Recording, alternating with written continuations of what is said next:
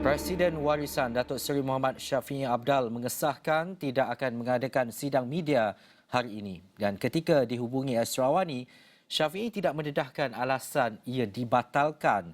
Terdahulu, satu jemputan media diedarkan bagi memaklumkan mengenai sidang media Presiden Warisan itu.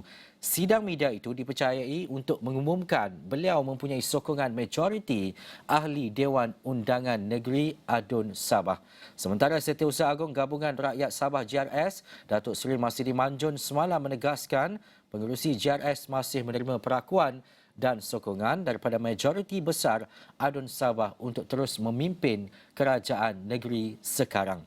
Dan untuk memahami apa yang sedang berlaku di Sabah, kita nak bersama dengan editor Awani Borneo, Asim Hassan. Kita tahu isu dan juga keadaan di Sabah ketika ini selepas PRN berlalu, mungkin ada perubahan dan juga pergolakan yang kini sedang berkiup kencang. Jadi kita nak terus bersama Hasim untuk kita faham, Hasim, apa sebenarnya yang berlaku ketika ini di Sabah. Baiklah Ihsan, terima kasih Ihsan, dan untuk pengetahuan penonton 7.45 Awani 7.45 pada malam ini, ingin kita bawakan kedudukan kerusi di DUN Sabah itu sendiri. Ada 73 kerusi DUN Sabah, yang mana pada ketika ini Parti Warisan ada 19 DUN, adunnya iaitu Barisan Nasional ada 15, Parti Kesejahteraan Demokratik Masyarakat ada 3, Bebas ada 2, Pakatan Harapan yang ada di dalam parti terdiri daripada DAP, PKR dan APKO, Gabungan Rakyat Sabah, iaitu Gabungan Rakyat Sabah itu sendiri, yang mana sebelum ini Perikatan Nasional yang juga ahli bersatu ada 13, Parti Bersatu Sabah ada 7 dan Parti Solidariti Tanah Airku ada 6 dan juga satu Parti Harapan Rakyat Sabah ada 1 kerusi di sana. Dan ingin juga kita melihat pada pilihan raya negeri Sabah pada 2020 itu. Saya tahu Ihsan, pada waktu itu saya sendiri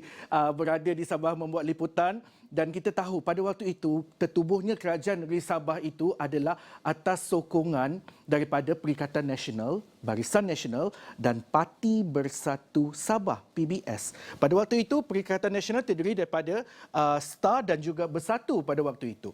Dan juga jika dicongak kembali pada waktu itu, ingin kita melihat tertubuhnya kerajaan negeri itu disebabkan oleh gabungan ketiga-tiga entiti ini.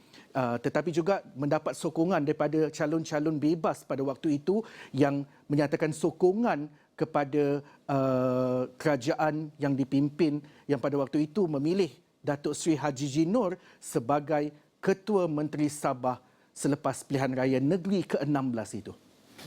Dan juga Asim, satu perkara penting untuk kita lihat sokongan terhadap Ketua Menteri sekarang ini, Datuk Seri Haji Ji, dan mungkin kita boleh melihat dan juga mencongak sekiranya berlaku perubahan, parti mana ataupun sokongan mana yang akan keluar daripada sokongan terhadap Ketua Menteri Sabah sekarang ini.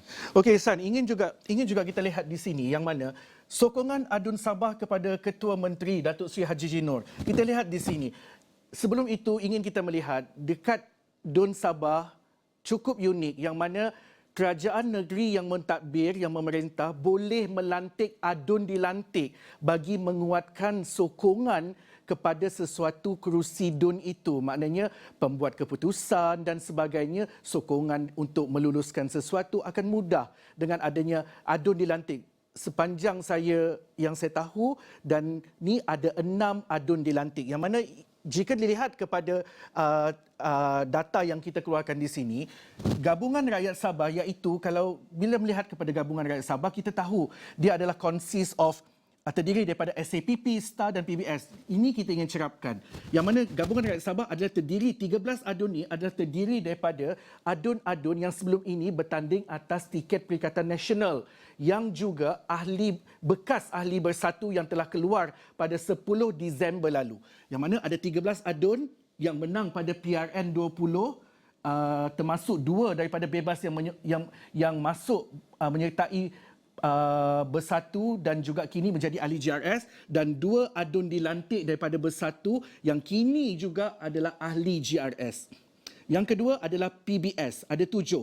STAR ada 6. Barisan Nasional ada 15 dengan 2 adun dilantik. Seterusnya kita melihat kepada KDM, parti KDM ada 3 adun, Parti Harapan Rakyat Sabah ada 1 adun, ada 1 adun dilantik daripada SAPP dan juga 1 adun daripada PAS atas kota pada waktu itu Perikatan Nasional. Jika kita melihat kesemua ini, calon bebas ada 2.